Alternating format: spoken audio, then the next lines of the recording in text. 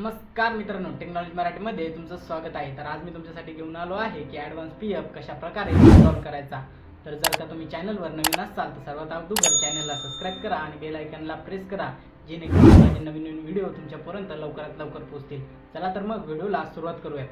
सर्वप्रथम क्रोम ब्राउझरवर जाऊन member home असे टाकून घ्यायचे आहे। आता हे जे पहिलं ऑप्शन आहे त्या ऑप्शनवर क्लिक करून घ्यायचं आहे। आता या ऑप्शनवर क्लिक केल्यानंतर असा डॅशबोर्ड ओपन होईल। यामध्ये आपल्याला यूएन नंबर, आपला पासवर्ड आणि व्यवस्थित कॅप्चा भरून साइन अप करून घ्यायचे आहे।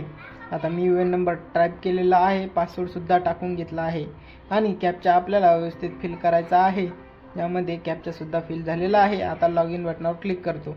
हे आपले आता साइन अप केलेले आहे। आता आपल्या मोबाईलवर 6 अंकी OTP येतो आणि खाली कॅप्चा दिलेला आहे तो भरून घ्यायचा आहे।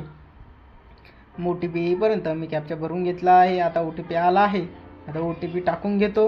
आता खाली सबमिट बटन दिलेले आहे, त्या सबमिट बटनावर क्लिक करायचे आहे। त्यानंतर आपल्याला आपल्यासमोर अशा प्रकारे टॅब ओपन होईल। आता यामध्ये आपल्याला ऑनलाईन सर्व्हिस या बटनावर क्लिक करायचे आहे। आता ऑनलाईन सर्व्हिसमध्ये क्लेम 31 यावर क्लिक करायचे आहे। यावर क्लिक केल्यानंतर आपला जो PFची KYC केलेली आहे तो बँक नंबर येथे टाकून घ्यायचा आहे। खाली व्हेरीफाय बटन आहे, त्यावर क्लिक करून घेऊयात। यावर यस करायचे आहे। आता खाली येऊन आपल्याला प्रोसीड टू क्लेम बटनावर क्लिक करायचं आहे। क्लेम बटनावर क्लिक केल्यानंतर आपल्यासमोर अशा प्रकारे डॅशबोर्ड ओपन होईल। आता यामध्ये तुम्हाला जे फॉर्म 31 सिलेक्ट करून घ्यायचा आहे। त्यानंतर तुमचे जे एम्प्लॉयर आहे ते सिलेक्ट करून आपला जो पर्पस आहे, ज्याच्यासाठी आपण PF काढणार आहे तो सुद्धा सिलेक्ट करून घ्यायचा आहे।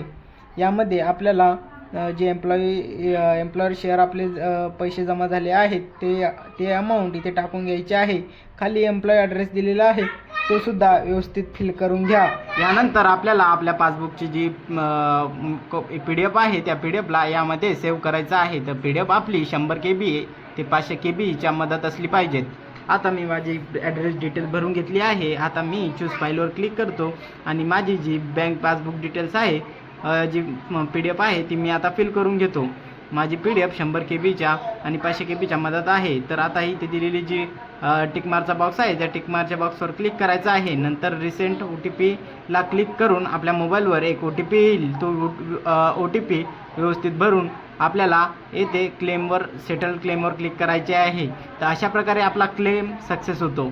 आता इथे आपल्याला प्रिंटचे ऑप्शन येते। तुम्हाला जर का गरज असेल तर ही प्रिंट सेव्ह करायची किंवा अथवा नाही केली तरी